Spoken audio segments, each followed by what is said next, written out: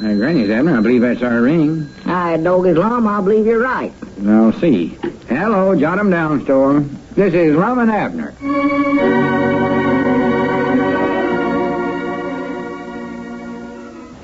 Let's see what's going on down in Pine Ridge. Well, Lum is still trying to bring the sales method of their jot'em down store up to date by studying the book they recently purchased on modern salesmanship. However, he's having a difficult time trying to teach Abner the underlying principles. As we look in on the little community today, we find the old fellows down at their jot'em down store discussing the results of their efforts. Listen. Granny's, I can't understand it, Abner. We've had this book for 2 days now, and our business ain't increased a bit. Well, that advertisement said that feller in Clinton, Iowa, increased his business 72% in 2 days, Lum. I know it. And if anything, our business is falling off. You ain't been reading that book backwards, have you? Of course not. Maybe we ain't given enough time yet, Abner. One thing, we ain't had enough customers to work it on. Well, I've been trying out that cheery greeting and all that on everybody that comes in, but they all start backing off like they're suspicious of me. Well, I believe you've been overdoing that, Abner. Like yesterday when you greeted Mamie Seastrength whenever she come in here. Slapped her on the back hard enough to might nigh knock the breath out of her. I don't think we ought to slap women folks on the back when you greet them. Well, that book said customers, never said what kind. Well, I think that's carrying things too far, though. I believe by the time we get through reading the whole book, our sales will start picking up. Well, that tells you so many things to do in there, I just can't recollect them all. Well, you don't have to try everything it says on each customer. I was just glancing over a chapter a while ago about that. It tells about the different kinds of customers, how you're supposed to size them up, and how you treat each type. Well, I think we ought to treat all the customers just the same, not show no favorites, Lum. Well, they mean some things will work on one type of customer that won't work on another.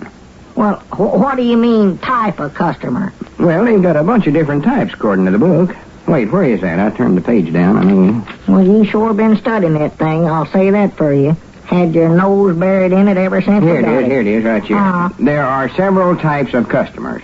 The most common of which are the aggressive type, the impulsive type, the reticent type, the friendly type, the intellectual type, the indecisive type, the suspicious type, and each must be treated in a different manner. Well, what if you don't know what kind you're talking to, though, and you use the wrong talk on them? Well, it goes on to say here that the first thing a salesman has to learn to do is to size up your customer. Find out what type they are.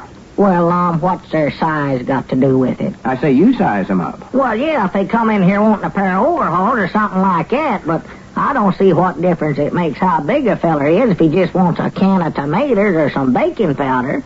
You can't always tell by the size of a feller that way, Lum. Not like Fred Quincy, for instance. Fred Quincy? What's he got to do with it? Well, you know how little and skinny he is. I'll put him up again every man you ever seen when it comes to eating. I don't know where he puts it. Down there at the old settlers' picnic this year, they left him there to guard the pies that they was going to use in a pie-eating contest. Yeah. Doggies, when it come time for the contest, they weren't a one of them pies left. You mean he had all the pies by himself? Well, he claimed there was a big bear come in there and ate him up, but of course everybody knowed it was him. Yeah. They ought to give him the prize for winning the contest. Well, they couldn't. They had a big layer cake for the prize, and me dad blamed he hadn't ate that, too. He must have an appetite. Well, it just seems to sort of hit him by spells at eating. Now, they had a watermelon eating contest about a half hour later, and he just won second place in that. Well, I do know. And he's just a little bitty skinny feller, too. Well, size ain't got nothing to do with what they're talking about here in the book, though, Abner.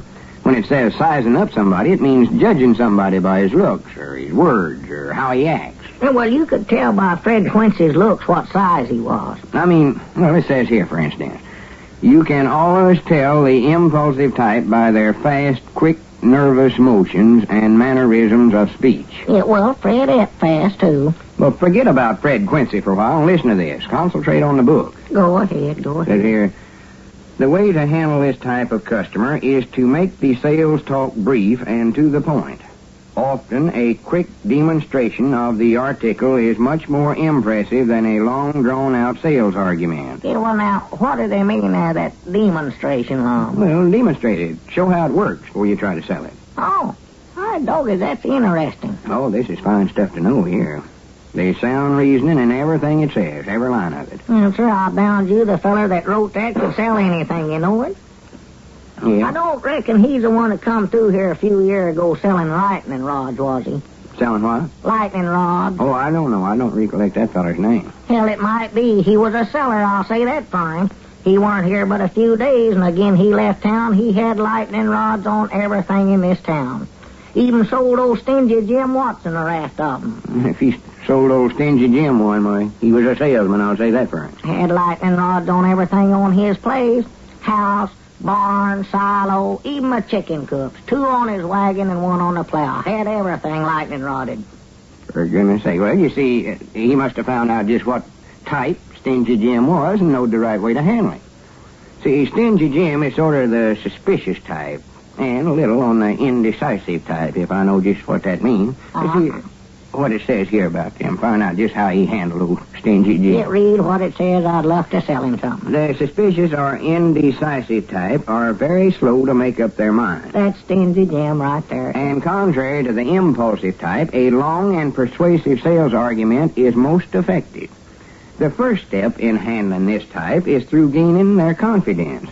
This is usually accomplished by first discussing subjects in which they are interested, rather than rushing immediately into a sales argument. Now, cripple that and run it through again, Lum. I believe I jumped the track there on you. Well, it means don't be in a rush to sell them. Sort of visit with them. Talk about things they're interested in. Find out what they like. Now, with Stingy Jim, he loves money, and if I was going to undertake to sell him something, I'd get on the subject. Lum, Cedric, we hunt, Cedric. Well, now, Cedric's sort of that type we're just reading about. Well, he ain't stingy, Cedric. No, but he's slow about making up his mind and all, sort of the suspicious and indecisive type.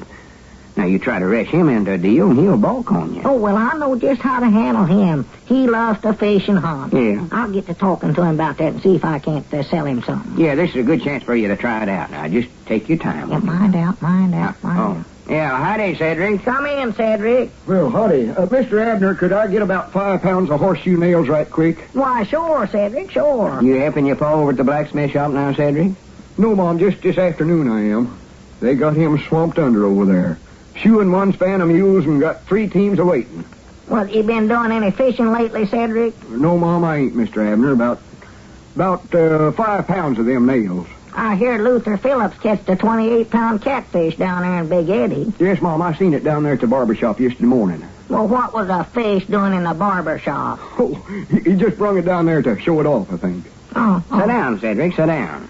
No, Mom, I reckon I ain't got time. Paul's waiting on them nails. Been doing any hunting, Cedric? Went squirrel hunting last Friday. Well, where'd you go, over on Old Piney Mountain? No, Mom. Just down there in them Pin Oak Flats along the river there. Uh-huh. Did you do any good? Yes, Mom, they're pretty thick down there this year. You ain't out of them horseshoe nails, are you, Mr. Abner? Oh, Lord, me no, Cedric. Got worlds of plenty of them back there. Now, don't worry about us running out of nothing here at the Jot'em Down store. You can always depend on us. Whose dog did you take? Mom, that little fleeced Esri Sea Strunks. Little black and white one? Yes, Mom. Is he better than that hound Esri's old trump? Well, I believe he puts them up a tree better. But what about them nails there? Oh, well, here, wait a minute. I'll get a hammer back here. I want to demonstrate them to you. Mom, want to do what? Wait a minute, Abner. You're getting mixed up there. That ain't for customers like Cedric. That's for the impulsive type. That's demonstrating. No, sir, you said it was for the spacious type, Lum. I never done no such You thing. did, too. Don't you know you read it right? I know what it said. Goodness, let me find out here. I'll prove it to you. You're going to find out you're wrong, I'll tell you that. Yeah, we'll see. Mr. Abner. Oh, wait a minute, Cedric, wait a minute. I believe it was on this page here. You're wrong. Well, get your head out of the way. I can't see nothing. Your head right there in the book. Oh. Yeah, here it is, right here. The way to handle the impulsive type of customer is to make the sales talk brief and to the point. Often, a quick demonstration of the article is much more impressive than a long, drawn-out sales argument. See, Grannies, I know they had you there. Well, I just got the two mixed up together there somewhere, I reckon. Well, all right, Cedric, 5 pounds... Cedric? Where'd he go? Hey, Cedric. Oh, there he goes, Lum, across the street into Dick Huddleston's store.